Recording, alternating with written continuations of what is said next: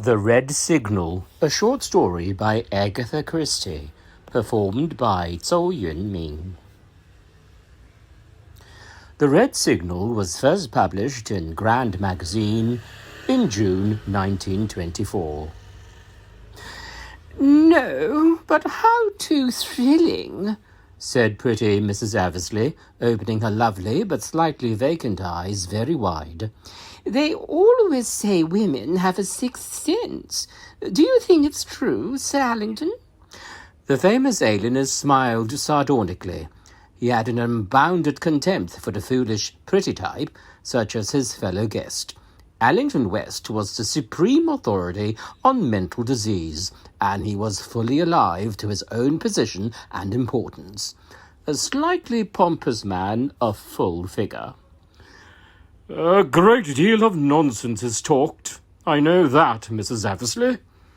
What does the term mean, a sixth sense?"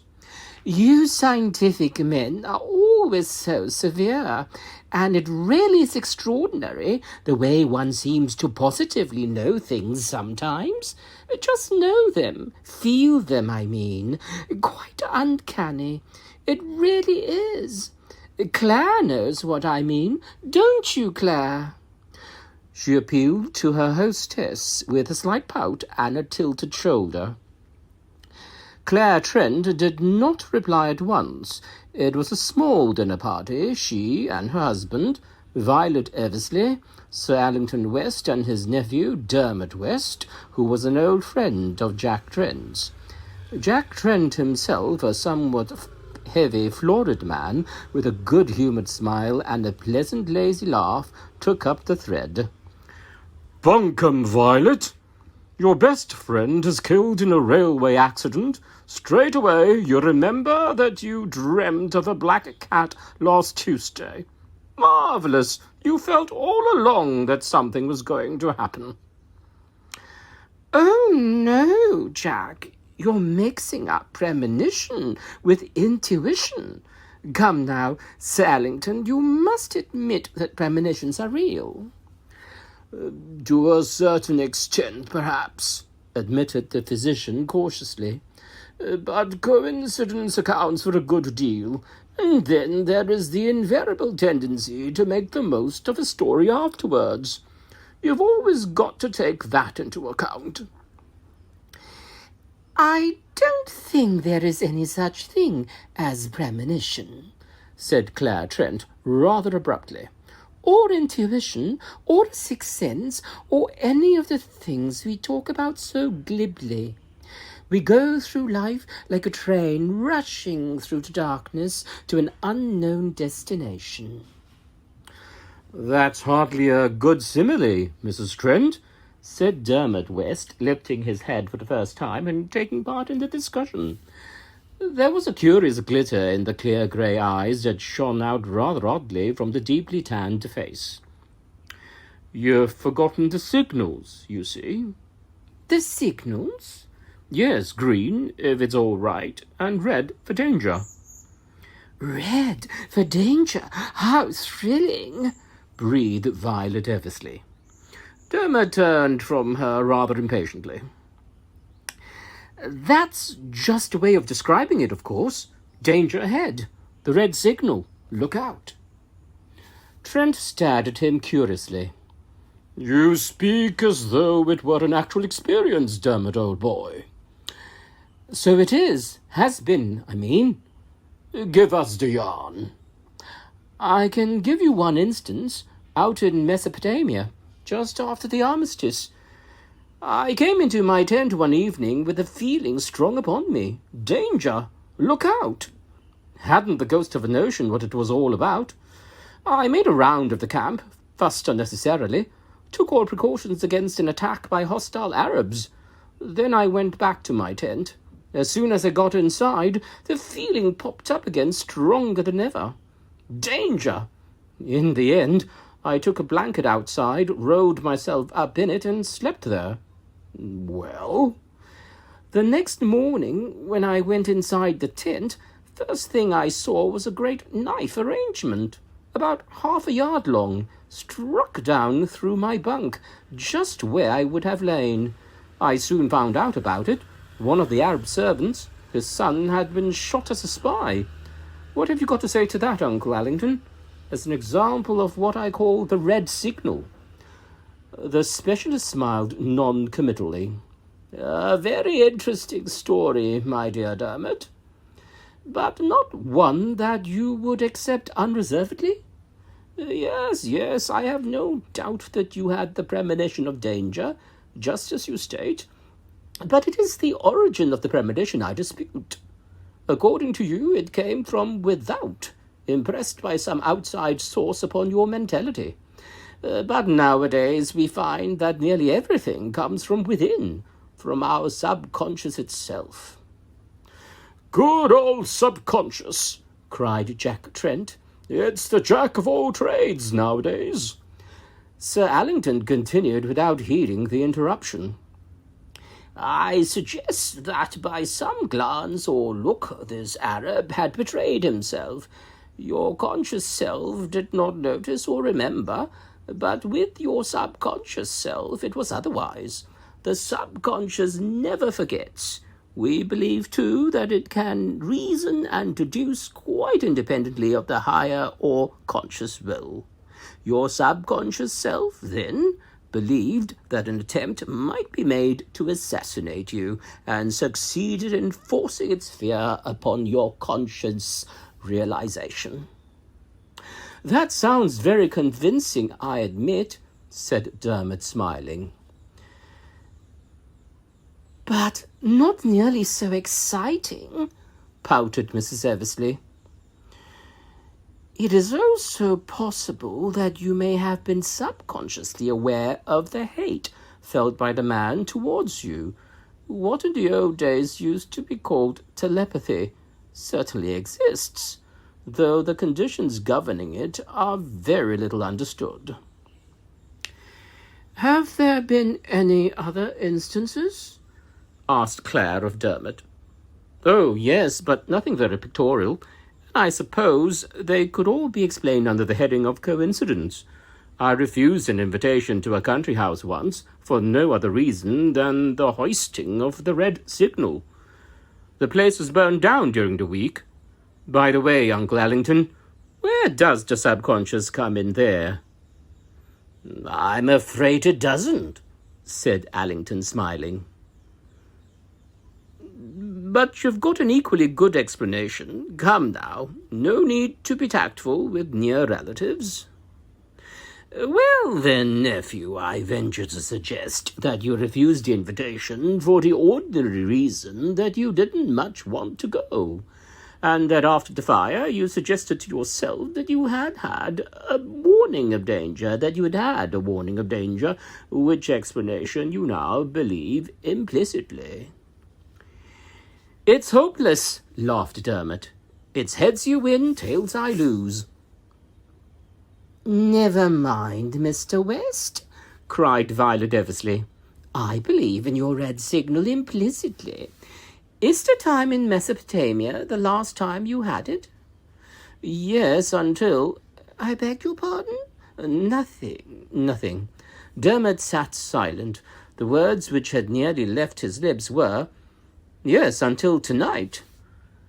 They had come quite unbidden to his lips, voicing a thought which had as yet not been consciously realized, but he was aware at once that they were true. The red signal was looming up out of the darkness. Danger! Danger at hand! But why? What conceivable danger could there be here? Here in the house of his friends? At least, well, yes, there was that kind of danger. He looked at Claire Trent. Her whiteness, her slenderness, the exquisite droop of her golden head. But that danger had been there for some time. It was never likely to get acute. For Jack Trent was his best friend, and more than his best friend, the man who had saved his life in Flanders and had been recommended for the V.C. for doing so. A good fellow, Jack, one of the best. Damned bad luck that he should have fallen in love with Jack's wife. He'd get over it some day, he supposed. A thing couldn't go on hurting like this forever. One could starve it out. That was it. Starve it out. It was not as though she would ever guess, and if she did guess, there was no danger of her caring. A statue, a beautiful statue, a thing of gold and ivory and pale pink coral, a toy for a king, not a real woman. Claire. The very thought of her name, uttered silently, hurt him. He must get over it. He had cared for women before, but not like this, said something. Not like this. Well, there it was. No danger there. Heartache, yes, but not danger. Not the danger of the red signal. That was for something else. He looked round the table, and it struck him for the first time that it was rather an unusual little gathering. His uncle, for instance, seldom dined out in this small, informal way. It was not as though the friends were old friends. Until this evening, Dermot had not been aware that he knew them at all. To be sure, there was an excuse. A rather notorious medium was coming after dinner to give a seance. Sir Allington professed to be mildly interested in spiritualism. Yes, that was an excuse, certainly. The word forced itself on his notion. The word forced itself on his notice. An excuse. Was the seance just an excuse to make the specialist's presence at dinner natural? If so, what was the real object of his being here? A host of details came rushing into Dermot's mind, trifles unnoticed at the time, or, as his uncle would have said, unnoticed by the conscious mind. The great physician had looked oddly, very oddly, at Claire more than once. He seemed to be watching her. She was uneasy under his scrutiny. She made little twitching motions with her hands. She was nervous, horribly nervous, and could it be, frightened? Why was she frightened? With a jerk, he came back to the conversation round the table. Mrs. Eversleigh had got the great man talking upon his own subject. "My dear lady," he was saying, "what is madness? I can assure you that the more we study the subject, the more difficult we find it to pronounce. We all practice a certain amount of self-deception. And when we carry it so far as to believe we are the Tsar of Russia, we are shut up or restrained. But there is a long road before we reach that point. At what particular spot on it shall we erect a post and say, 'On this side sanity, on the other madness'? It can't be done, you know. And I will tell you this, if the man suffering from a delusion happened to hold his tongue about it, in all probability we should never be able to distinguish him from a normal individual. The extraordinary sanity of the insane is a most interesting subject." Sir Allington sipped his wine with appreciation and beamed upon the company. "I've always heard they are very cunning," remarked Mrs. Eversleigh. "Loonies, I mean." "Remarkably so, and suppression of one's particular delusion has a disastrous effect very often. All suppressions are dangerous, as psychoanalysis has taught us. The man who has a harmless eccentricity and can indulge it as such seldom goes over the borderline. But the man," he paused, "or woman who is to all appearance perfectly normal may be in reality a poignant source of danger to the community." His gaze travelled gently down the table to Claire, and then back again. He sipped his wine once more. A horrible fear shook Dermot. Was that what he meant? Was that what he was driving at? Impossible, but... "And all from suppressing oneself," sighed Mrs. Eversleigh. "I quite see that one should be very careful always to express one's personality. The dangers of the other are frightful." "My dear Mrs. Eversleigh," expostulated the physician, "you have quite misunderstood me. The cause of the mischief is in the physical matter of the brain. sometimes arising from some outward agency such as a blow, sometimes, alas, congenital. Heredity is so sad, sighed the lady vaguely. Consumption and all that. Tuberculosis is not hereditary, said Sir Allington dryly. Isn't it? I always thought it was, but madness is. How dreadful. What else? Gout, said Sir Allington, smiling, and colour-blindness. The latter is rather interesting. It is transmitted directly to males, but is latent in females. So, while there are many colour-blind men, for a woman to be colour-blind, it must have been latent in her mother, as well as present in her father. Rather an unusual state of things to occur. That is what is called sex-limited heredity. How interesting. But madness is not like that, is it? Madness can be handed down to men or women equally, said the physician gravely. Claire rose suddenly, pushing back her chair so abruptly that it overturned and fell to the ground. She was very pale, and the nervous motions of her fingers were very apparent. You will not be long, will you? She begged. Mrs. Thompson will be here in a few minutes now. One glass of port, and I will be with you for one, declared Sir Allington. To see this wonderful Mrs. Thompson's performance is what I've come for, is it not? Not that I needed any inducement, he bowed. Claire gave a faint smile of acknowledgment and passed out of the room, her hand on Mrs. Eversley's shoulder. Afraid I've been talking shop, remarked the physician as he resumed his seat. Forgive me, my dear fellow. Not at all, said Trent perfunctorily. He looked strained and worried. For the first time, Dermot felt an outsider in the company of his friend.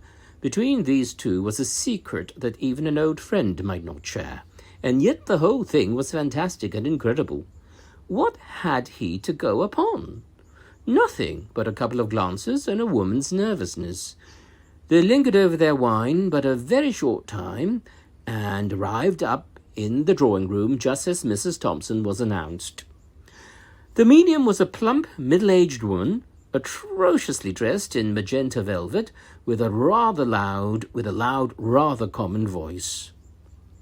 "Hope I'm not late, Mrs. Trent," she said cheerily. "You did say 9 o'clock, didn't you?"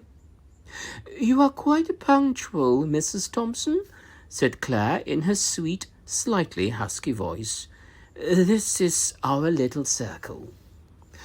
No further introductions were made, as was evidently the custom. The medium swept them all with a shrewd, penetrating eye. "I hope we shall get some good results," she remarked briskly. "I can't tell you how I hate it when I go out and I can't give satisfaction, so to speak. It just makes me mad. But I think Shiro Marco, my Japanese control, will be able to get through all right tonight. I'm feeling ever so fit, and I refuse to Welsh rabbit, fond of toasted cheese though I am." Dermot listened, half amused, half disgusted. How prosaic the whole thing was, and yet was he not judging foolishly? Everything, after all, was natural. The powers claimed by mediums were natural powers, as yet imperfectly understood. A great surgeon might be wary of indigestion on the eve of a delicate operation. Why not Mrs. Thompson?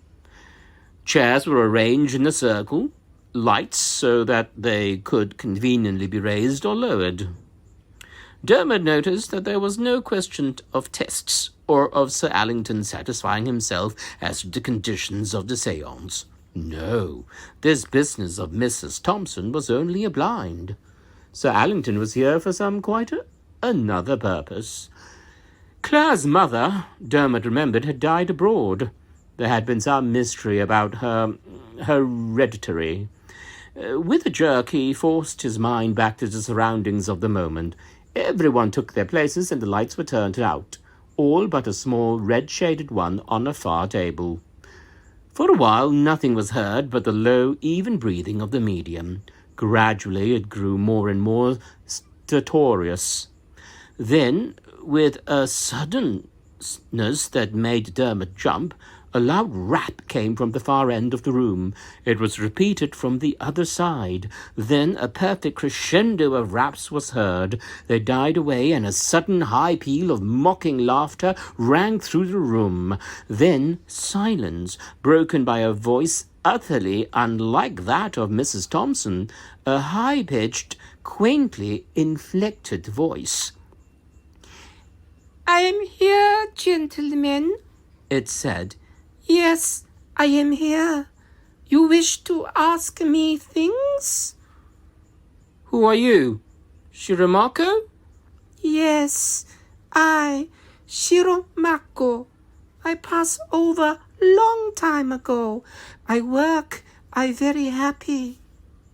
Further details of Shiromako's life followed. It was all very flat and uninteresting, and Dermot had heard it often before. Everyone was happy, very happy. Messages were given from vaguely described relatives, the description being so loosely worded as to fit almost any contingency. An elderly lady, the mother of someone present, held the floor for some time, imparting copybook maxims with an air of refreshing novelty hardly borne out by her subject matter. "Someone else want to get through now," announced Shiromako. "Got a very important message for one of the gentlemen." There was a pause, and then a new voice spoke, prefacing its remark with an evil, demoniacal chuckle. "Better not go home. Better not go home. Take my advice." "Who are you speaking to?" asked Trent. "One of you three. I shouldn't go home if I were him. Danger, blood, not very much blood, quite enough. No, don't go home." The voice grew fainter. "Don't go home." It died away completely. Dermot felt his blood tingling. He was convinced that the warning was meant for him. Somehow or other, there was danger abroad tonight. There was a sigh from the medium, and then a groan. She was coming round. The lights were turned on, and presently she sat upright, her eyes blinking a little. "Go off well, my dear? I hope so." "Very good indeed. Thank you, Mrs. Thompson." "Shiromako, I suppose?" "Yes, and others." Mrs. Thompson yawned. "I'm dead beat, absolutely down and out. Does fairly take it out of you. Well, I'm glad it was a success. I was a bit afraid it mightn't be, afraid something disagreeable might happen. There's a queer feeling about this room tonight." She glanced over each ample shoulder in turn, and then shrugged them uncomfortably. "I don't like it," she said. "Any sudden deaths among any of you people lately?" "What do you mean, among us?" "Near relatives? Dear friends? No? Well, if I wanted to be melodramatic, I'd say there was death in the air tonight. There, it's only my nonsense. Goodbye, Mrs. Trent. I'm glad you've been satisfied." Mrs. Thompson, in her magenta velvet gown, went out. "I hope you've been interested, Sir Allington," murmured Claire. "A most interesting evening, my dear lady. Many thanks for the opportunity. Let me wish you good night. You are all going to a dance, are you not?" "Won't you come with us?" No. I make it a rule to be in bed by 11:30. Good night. Good night, Mrs. Eversley. Dermot, I rather want to have a word with you. Can you come with me now? You can rejoin the others at the Grafton Galleries." "Certainly, uncle. I'll meet you there then, Trent." Very few words were exchanged between uncle and nephew during the short drive to Harley Street. Sir Allington made a semi-apology for dragging Dermot away and assured him that he would only detain him a few minutes. "Shall I keep the car for you, my boy?" he asked as they alighted. "Oh, don't bother, uncle. I'll pick up a taxi." "Very good. I don't like to keep Charleston up later than I can help. Good night, Charleston. Now, where the devil did I put my key?" The car glided away as Sir Allington stood on the steps, vainly searching his pockets. "Must have left it in my other coat," he said at length. "Ring the bell, will you? Johnson is still up, I dare say." The imperturbable Johnson did indeed open the door within 60 seconds. "Mislaid my key, Johnson," explained Sir Allington. "Bring a couple of whiskies and sodas into the library, will you?" "Very good, Sir Allington." The physician strode on into the library and turned on the lights. He motioned to Dermot to close the door behind him after entering. "I won't keep you long, Dermot, but there's just something I want to say to you. Is it my fancy, or have you a certain tendresse, shall we say, for Mrs. Jack Trent?" The blood rushed to Dermot's face. "Jack Trent is my best friend." "Pardon me, but that is hardly answering my question. I dare say that you consider my views on divorce and such matters highly puritanical, but I must remind you that you are my only near relative and that you are my heir." "There is no question of a divorce," said Dermot angrily. "There certainly is not, for a reason which I understand perhaps better than you do. That particular reason I cannot give you now, but I do wish to warn you Claire is not for you." The young man faced his uncle's gaze steadily. "I do understand, and permit me to say, perhaps better than you think. I know the reason for your presence at dinner tonight." "Eh?" The physician was clearly startled. "How did you know that?"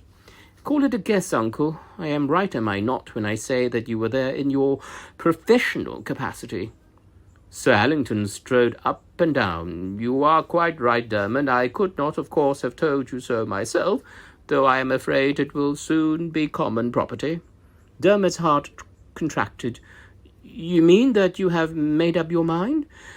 "Yes, there is insanity in the family, on the mother's side. A sad case, a very sad case." "I can't believe it, sir." "I dare say not. To the layman there are few, if any, signs apparent." "And to the expert?" "The evidence is conclusive. In such a case, the patient must be placed under restraint as soon as possible." "Oh, my God," breathed Dermot. "But you can't shut anyone up for nothing at all." "My dear Dermot, cases are only placed under restraint when their being at large would result in danger to the community." "Very grave danger. In all probability a peculiar form of homicidal mania. It was so in the mother's case." Dermot turned away with a groan, burying his face in his hands. Claire, white and golden Claire. "In the circumstances," continued the physician comfortably, "I felt it incumbent on me to warn you." "Claire," murmured Dermot. "My poor Claire." "Yes, indeed, we must all pity her." Suddenly Dermot raised his head. "I don't believe it." "What?" "I say I don't believe it. Doctors make mistakes. Everyone knows that, and they're always keen on their own speciality." "My dear Dermot," cried Sir Allington angrily, "I tell you I don't believe it. And anyway, even if it is so, I don't care. I love Claire. If she will come with me, I shall take her away, far away, out of the reach of meddling physicians. I shall guard her, care for her, shelter her with my love." "You will do nothing of the sort. Are you mad?" Dermot laughed scornfully. "You would say so, I dare say." "Understand me, Dermot." Sir Allington's face was red with suppressed passion. "If you do this thing, this shameful thing, it is the end. I shall withdraw the allowance I'm now making you, and I shall make a new will, leaving all I possess to various hospitals."